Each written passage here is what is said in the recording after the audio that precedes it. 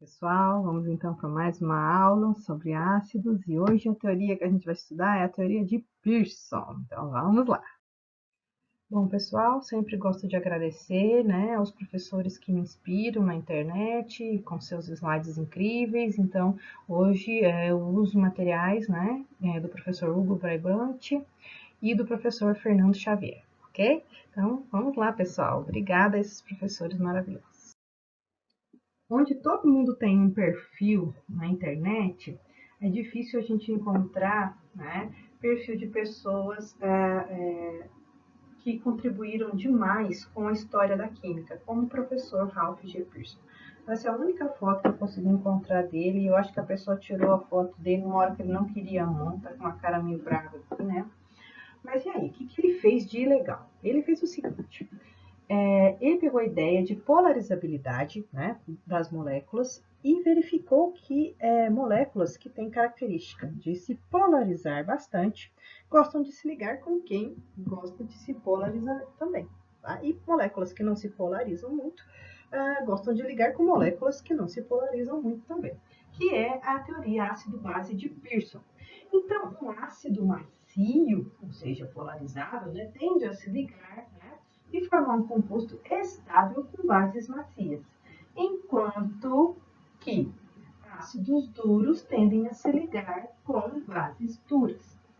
A teoria do Pearson, então, se baseia no princípio da polarizabilidade das espécies. E aí, o que isso tem a ver com a dureza e a maciez das espécies? Palavras novas que a gente está encontrando aqui. A gente não está encontrando só a palavra ácido, nem só a palavra base. A gente está acrescentando o ácido macio, base macia, ácido duro, base dura. E aí, quem são eles? O professor Fernando Xavier colocou aqui, olha, um print, da primeira página do artigo, do professor Pearson. Achei isso o máximo, então eu falei, vou colocar também aqui na minha aula, porque eu achei muito legal. Então, esse é o artigo original de 1963. Achei o máximo isso. Então, vejam aí, essa é a carinha, que tinha o artigo dele. Bom, as espécies químicas que tenham suas cargas mais concentradas no espaço vão ser chamadas de duras, tá? Isso vale para ácido, isso vale para base. Então, os ácidos duros vão ser espécies que têm densidade de carga positiva concentrada no espaço. As bases duras que têm densidade de carga negativa concentrada no espaço. Bom, se não está tão concentrada, se a carga está mais dispersa, nós vamos chamar de macios. Isso vale para ácidos, isso vale para bases. Então, aqui a gente tem um exemplo, dos metais, lítio, sódio, potássio, rubídio, com seus raios atômicos, e aqui embaixo a gente tem as espécies ionizadas, então já com uma característica básica bastante alta, e os seus raios iônicos, aqui. Então a gente vê que quando um átomo perde um elétron, seu raio contrai, e então o raio do íon vai ficar menor do que o raio do metal que o deu origem. Então, eu vou dizer que o lítio mais é mais duro do que o lítio zero, tá? Então, essa é a ideia aqui. Já com o flúor zero, ele tem um raio de 0,71.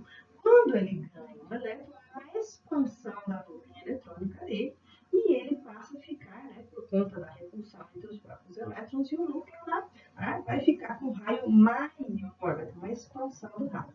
Então, eu vou dizer para vocês que o ácido, que é a base de flúor, vai ser uma base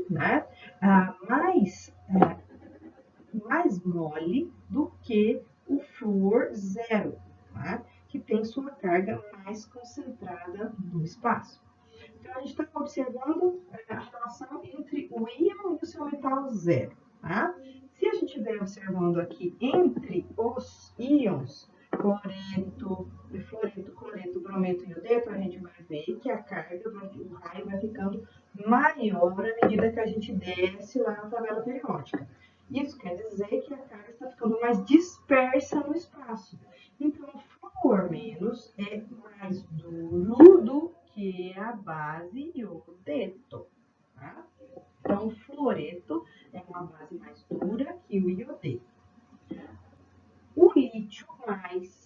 um ácido mais duro do que o rubídio mais, por conta, né, do seu raio ser menor, então a sua carga está mais concentrada no espaço. Então, a primeira ideia, né, da teoria de Pearson, né, a gente classifica, né, esses ácidos e bases aqui de acordo com o tamanho do raio. Ácido duro e base dura, o Pearson, ele não constrói essa teoria antes da ideia de Lewis. Então, a ideia de Lewis já existia.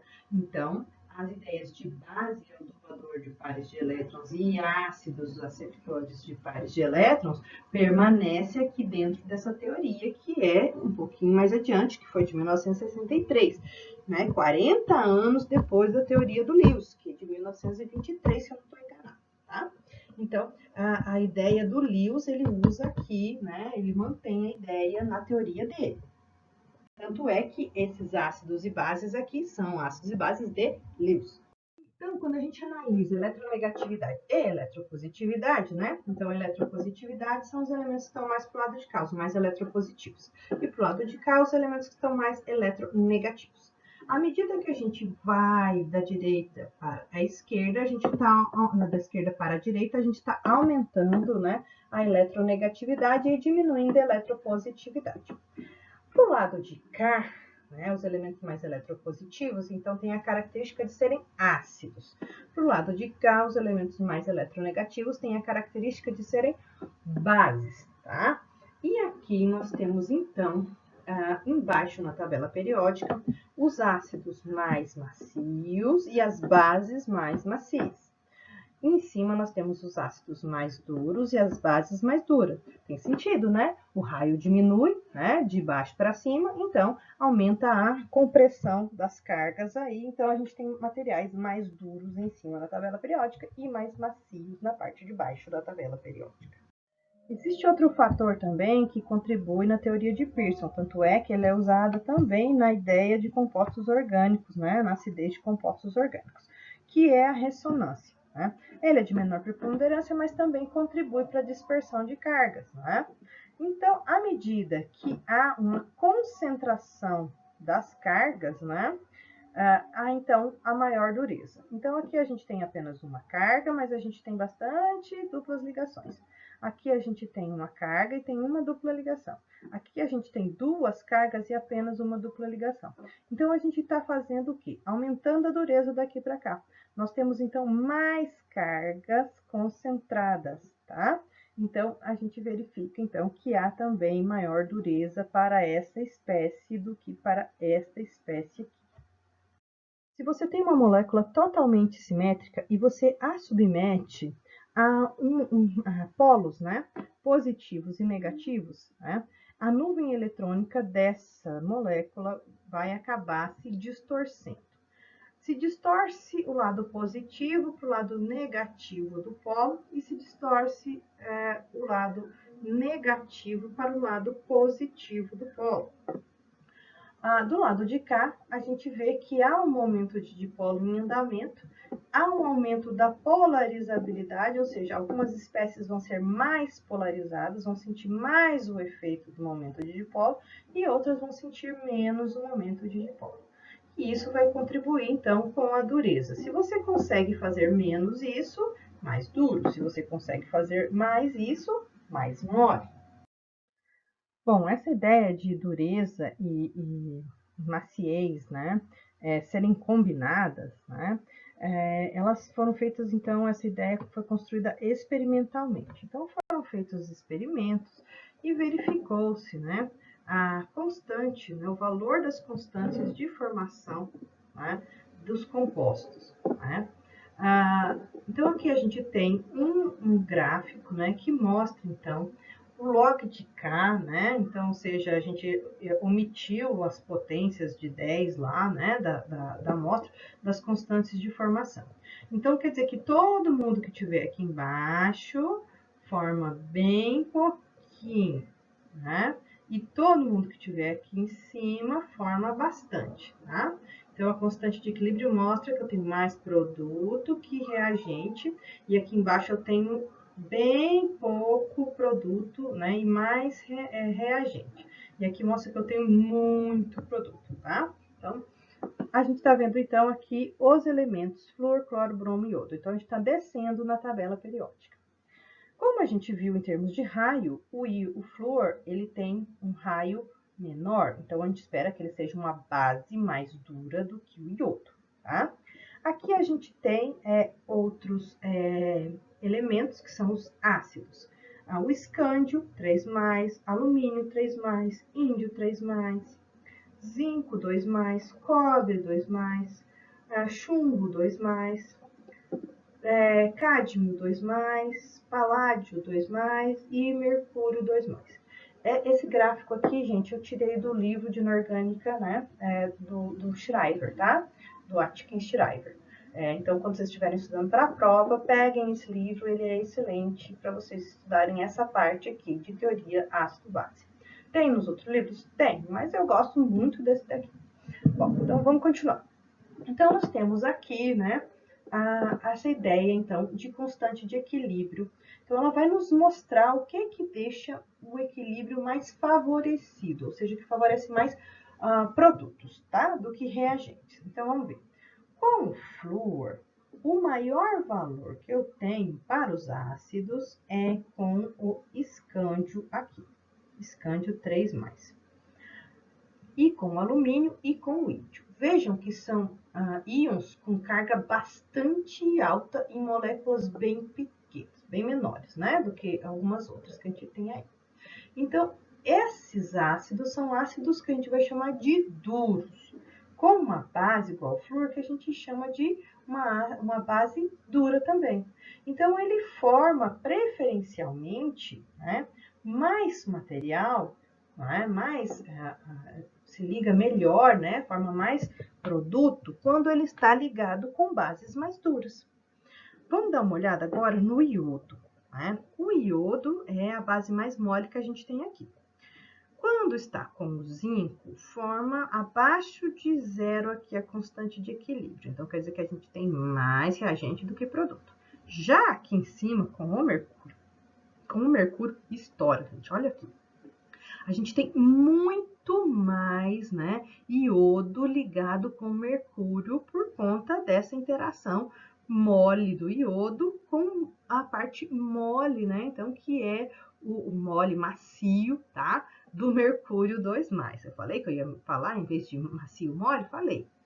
Aí, a gente tem aqui, então, a constante de formação, mostrando que ele forma compostos muito mais estáveis com quem tem polarizabilidade semelhante a dele. Então, ele é muito polarizável, então ele gosta do mercúrio, que é muito polarizável, né?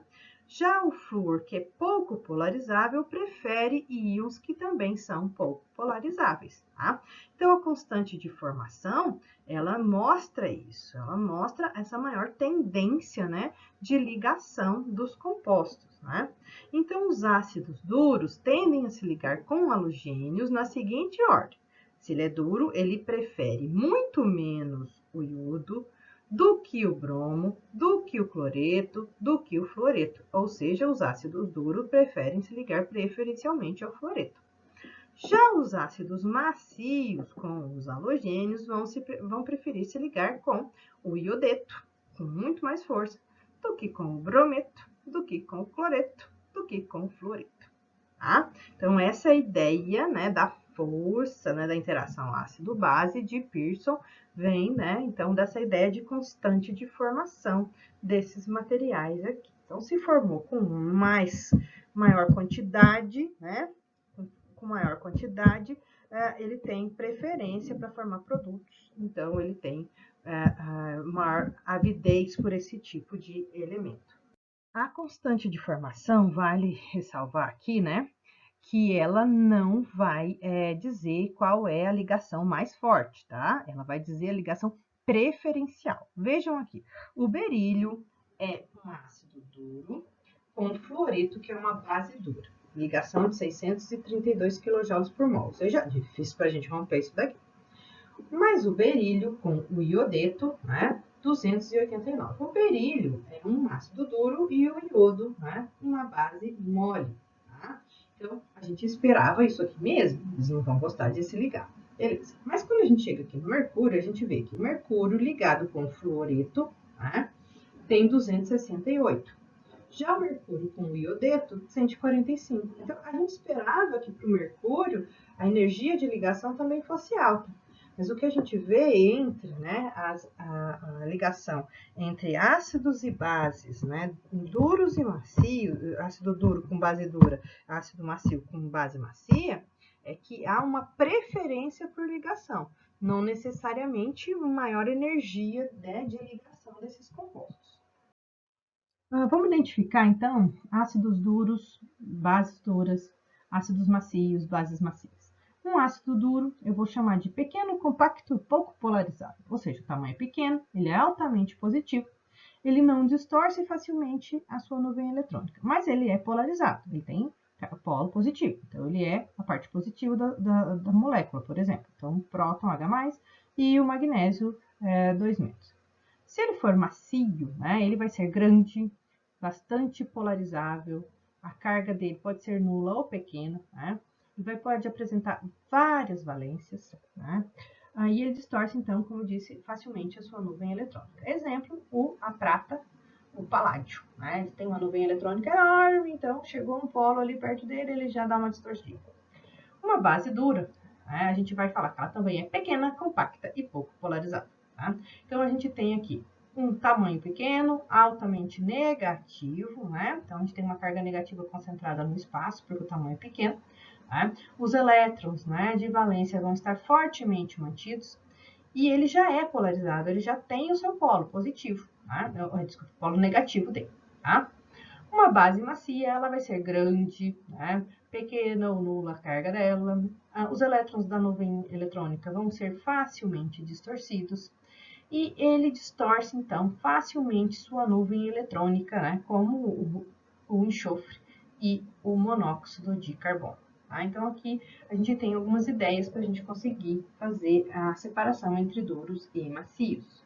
Bases de Pearson, né, os valores da constante de formação apontam uma preferência de ácidos duros com o fósforo com esse radical 3 aqui é muito menor, né, a tendência de ligação dele com ácidos duros, do que para um nitrogênio ligado a um grupo radicalar de 3, né, radicais aqui, tá?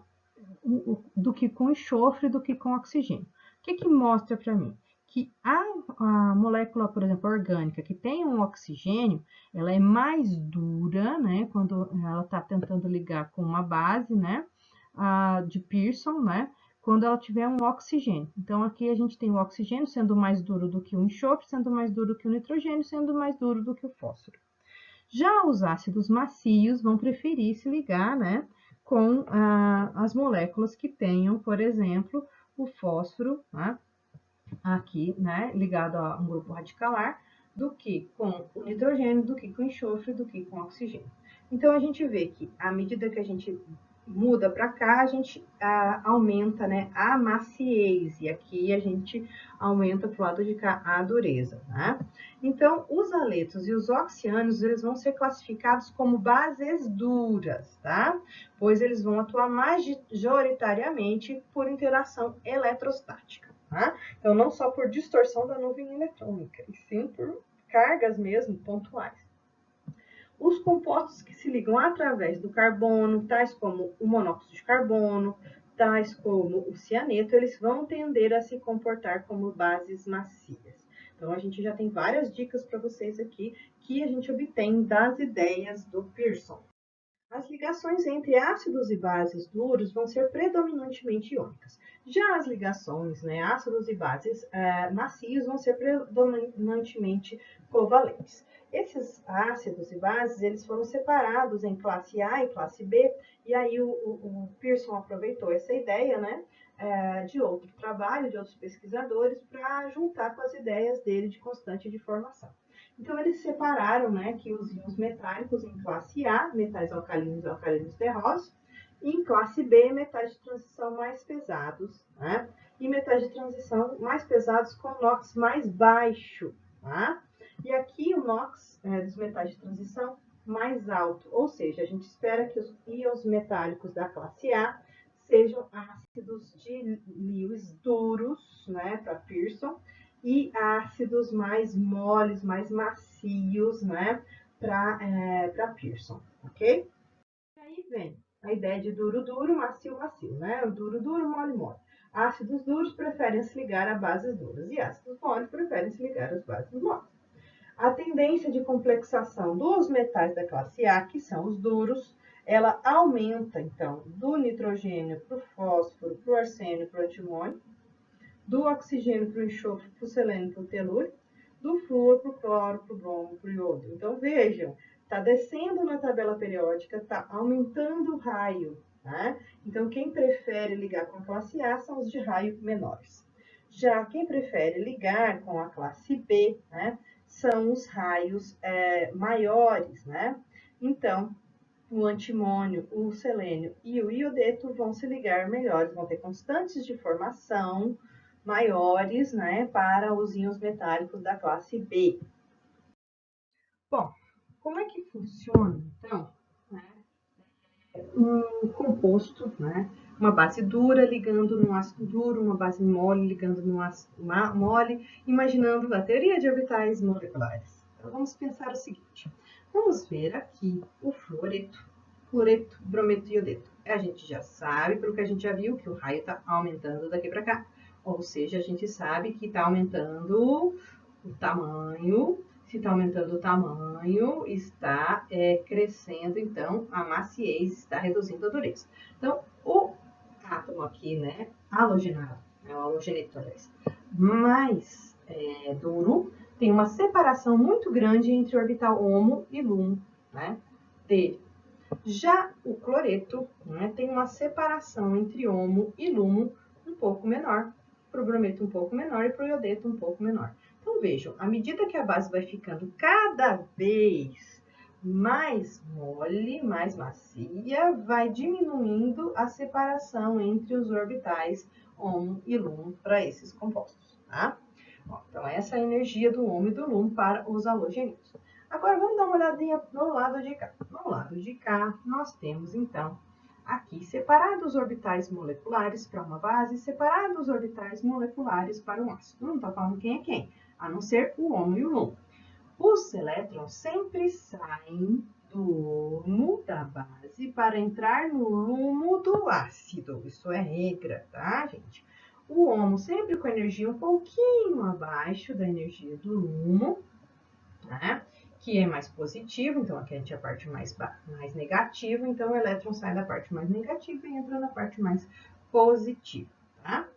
Aqui, para esse elemento, né, a gente tem o valor da eletroafinidade, né, igual, né, à energia do orbital LUMO, tá? Então, quanto essa espécie ácida gosta de receber elétrons, baseando-se, então, na energia, na altura de energia desse orbital LUMO.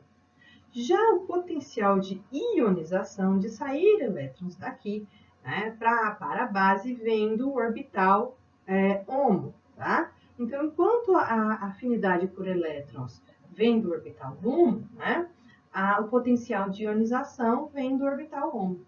Então, o elétron sai do HOMO e entra no LUMO para fazer a ligação química. Tudo bem. Quando eu pego esse valor de energia, né, a afinidade de elétrons e a energia, o potencial de ionização deles, eu consigo calcular a dureza dessa ligação, a dureza desse material aí. Então, eu tenho aqui que o N, né, o valor de N, que é a dureza, ela vai ser igual ao potencial de ionização menos a afinidade eletrônica, tudo isso dividido por 2, porque a gente tem 2 elétrons para cada ligação, tá? E aí a gente vai ter, então, né, 2 elétrons em cada ligação, então a gente vai ter um valor aqui de N, de índice de dureza, que nós vamos jogar aqui e vamos calcular sigma. Esse sigma aqui eu vi em alguns livros como delta, em outros livros eu vi como sigma. Vi até num artigo científico como delta aqui, tá? Então, eu vou usar sigma, mas eu não tenho muita certeza se é sigma ou delta. Bom, mas vou manter o sigma aqui.